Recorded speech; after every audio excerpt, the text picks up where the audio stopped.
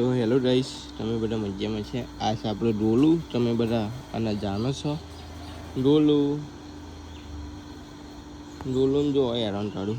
ઓય આ પાડી જો હું આને પ્યાર કરીશ ને તો આને મતલબ પેલી એવું કહેશે હું ટળીને રોશે યાર.